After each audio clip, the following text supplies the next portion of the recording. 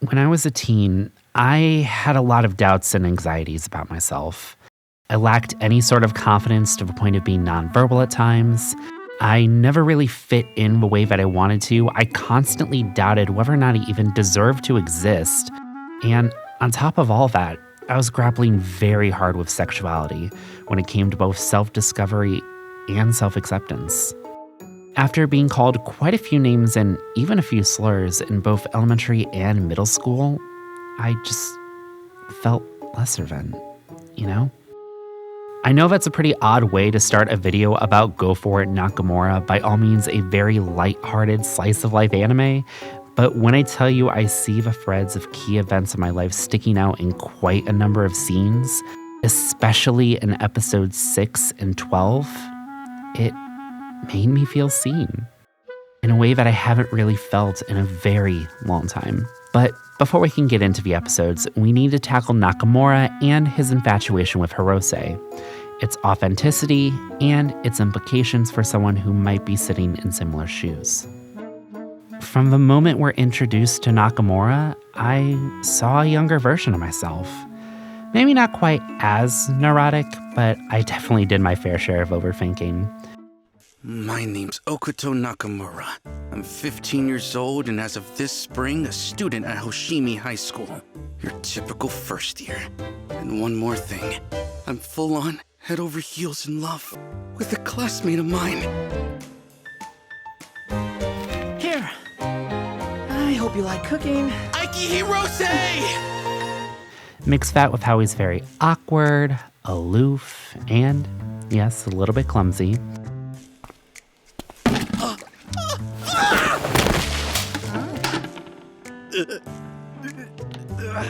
All I saw was a reflection back into a previous time.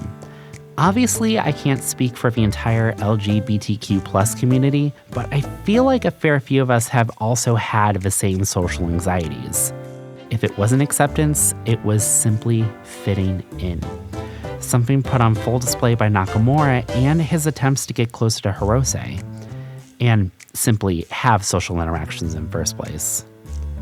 I had my own Hirose on the first day of freshman year, someone I was head over heels for and someone I held in the highest regard. Let's call him Cody for now. I had no clue on my sexuality at all, especially since I dated 2 girls by that point, but I knew from the moment I first laid eyes on Cody that something felt different. Something that made me feel excited but anxious. I didn't put it together that I liked guys until between freshman and sophomore year, but there were certainly signs that he was trying to make a move prior. Ask me to the first dance of the year, trying to get to know all my interests, and even stroking my hair when I put my head down after a test, just to name a few things. I didn't pick up on any of it until after the fact, which of course led to regret. That part right there is why I really wish I had Go For It Nakamura growing up.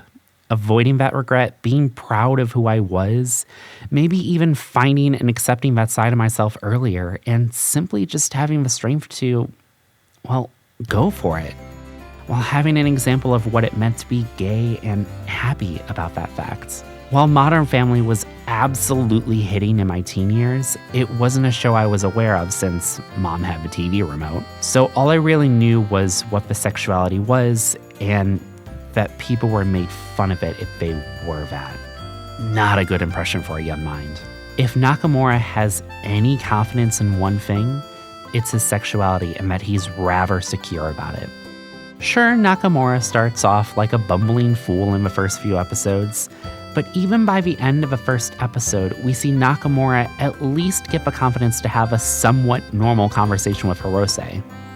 About octopi, sure, but given the events of episode 1, it absolutely makes sense. I wanted to say sorry about before. What are you even apologizing for? Our awesome octopus buddies are still alive thanks to you. So we're good, swear. The way you can feel them suckering on your skin is crazy cool. Look, it even gave me some hickeys. Whoa! Are you sure you're okay? Yeah, I'm totally fine. This is real.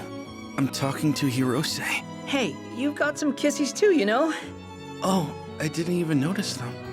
From there, the bond between the two boys started getting closer and closer in a way that hit home in the simple day-to-day. The awkward moments when trying to convey any sort of interests, gaining that one friend that you could share your emotions with, even if it's indirect in Nakamura's case. Sharing quiet walks where you could just talk about your lives, and feelings of envy when the one you're crushing on seems like they're getting together with someone else, even if the dynamic doesn't make sense at all. The peak of that relatability came from episode 6, though, where we see Nakamura and his classmates take a class trip to Yokohama, Chinatown. With Nakamura's paranoia about Hirose's and Otagiri's dynamic peaking, we first see the class get broken up into a couple different groups to take some pictures and just enjoy what Chinatown has to offer. Fortunately for Nakamura, he gets put into a group with Hirose. But given his worrying about what Hirose and Otagiri have mixed with the fact that he's stuck in a group instead of just alone with Hirose, Nakamura still feels pretty isolated. It's only after the groups begin breaking down that Nakamura feels more comfortable even interacting with anyone. But even then, it's pretty minimal. In a trio composed of just Nakamura, Hirose, and Hirose's childhood friend Amori, Nakamura finally finds something he's excited for in Chinatown: an aquarium, harkening back to how Nakamura and Hirose first started talking in the beginning of the series. With pricing being an issue for Amori and probably just feeling social doubt, Nakamura decides to go in alone. While he most likely would have been fine with the isolation in this case, whether by luck or by genuine care, Hirose ends up following Nakamura in, from which point they basically spend the rest of the day together. A key thing to note is just how authentic Hirose gets during their one-on-one time. Like Hirose is letting his guard down and just letting himself relax and trust a company. That's not something you just do around anyone, and lets us in on a possibility of Hirose's character. What if he likes Nakamura back, and the pining on Nakamura's part has been worth it? While the episode ends in Nakamura confirming that the two of them are friends, like the little goofy is, everything about the scenery of Nakamura's question screams confession scene. Grabbing for Hirose's wrist when he's about to walk away in the scene prior, the sunset lighting, the fountain, the music, the way both Nakamura's and Hirose's eyes are twinkling, which is definitely a tell. It ends a very lovely episode, an episode that made me tear up a bit in a way that I didn't quite expect. For a good while now, I've wanted to. What I'm trying to say is, I've wanted to be your friend. If it's okay, and I haven't weirded you out, would you maybe want to be my friend too?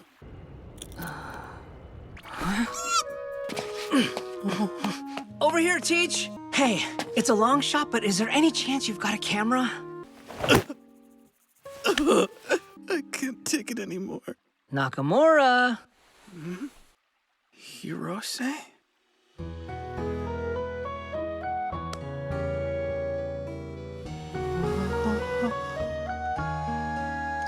Okay, here we go. Say cheese. Cheese! You know, I was under the impression you and I were friends already. 2. In my junior year, we took a trip to an amusement park for our physics class. While I was nervous about taking on intense rides like this for the first time, I was more so just focused on getting alone time with Cody. Might have been the only thing I was actually focused on, really.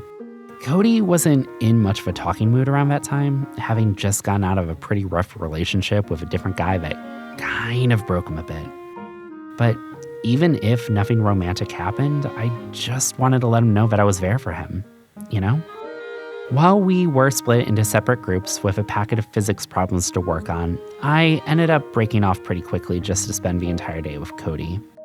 Our conversations were pretty minimal, and it seemed like he just wanted to be away from everyone. But I could tell my company was, at the very least, appreciated. That built-up connection would eventually lead to a small romantic moment by a tree just a few months later. And honestly, what I consider my first kiss right after a day of finals. But just that yearning for connection and to be closer to someone you very dearly care for. I could feel Nakamura's desires and anxieties about the whole dynamic in every step and syllable in the episode because I had lived that day and continue to live that day in my head. Sure, I'm more than happy now, but there's just that part that makes you wonder what could have been if things worked out a little bit differently.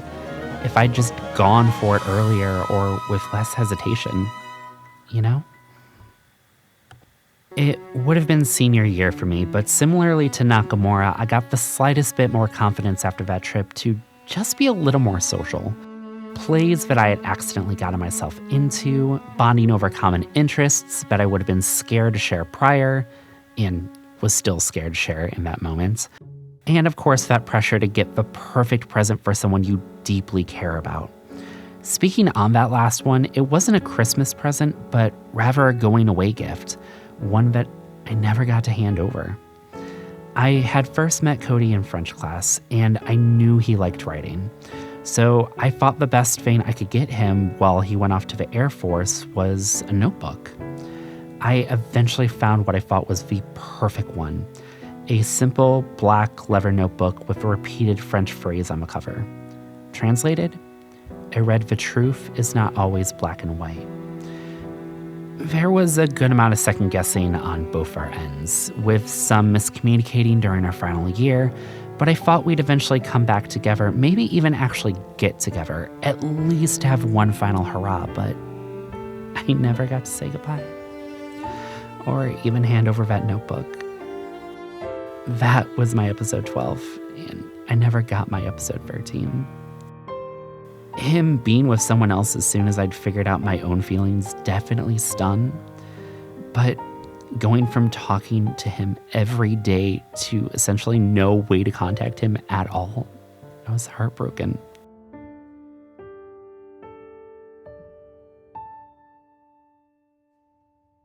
I saw Nakamura laying there alone in his bedroom, tears pouring down his face, and I just flashed back to that night where it finally clicked, where I would likely never see Cody again. The person who helped me figure out who I was, and the person who was basically my whole world at that point. Gone in an instant, like a whisper on the wind. While I did eventually realize tomorrow would come, that entire week after I lost contact with Cody was absolute hell for me. Between the crying and my family writing off my emotions as nothing to be worried about. I never did tell them about Cody or even my sexuality, aside from a letter I wrote my mom telling her I might have been bi. Confidentiality, not well decided, let me tell you. But episode 13, after Hirose and Hana split, it healed something in me.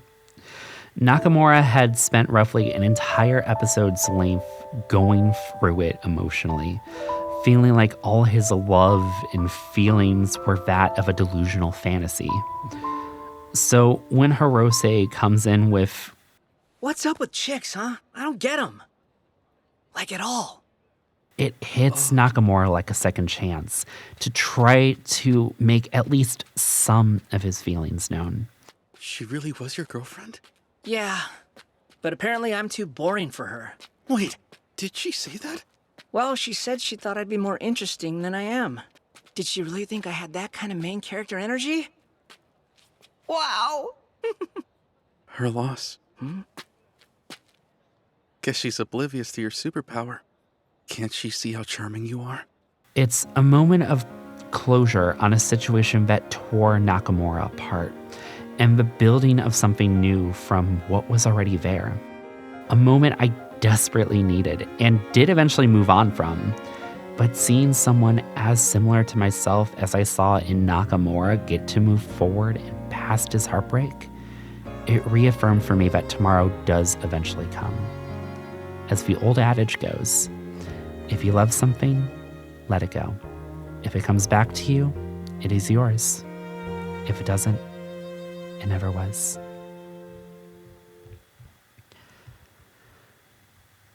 touched on it a bit at the start, but I feel like if I knew an anime or some show existed along the lines of Go For It Nakamura, I likely would have been a lot happier with myself a lot sooner. There wouldn't have been so many nights where I wished I could have just quote-unquote been normal. There wouldn't have been so many moments where I let my insecurities block what I wanted in life, and I would have had something to act as a guide, kind of like Nakamura used lovable lunches. Sure, it wouldn't have been a fix-all, but above all else, having Go For It Nakamura in my life would have let me know that it was just okay to be myself. Teenagers are messy in that they have absolutely no clue what they're doing. They're struggling to grasp onto some level of maturity, some level of understanding of the world, and some level of self-identity, all while wielding the bluster and bravado of a celebrity on a hot streak of a personality lined up right. I think it's important to be happy with yourself regardless of who you are or what you like to do. Sometimes we just need that reassurance, though, that it's okay to just be. While I eventually made it out okay, I can only imagine how much better off I'd have been if I had seen the love story of a boy falling for another boy, making every possible misstep along the way and still trying to make things work. I don't watch a lot of anime or a lot of shows in general, but this one struck a deep chord with me. Whether you're in school yourself or well into your 30s and beyond, I hope you know that it's okay to love who you love and that it's not something you should ever feel badly about. Thanks for sitting with me, and I'll see you all again soon. Take care.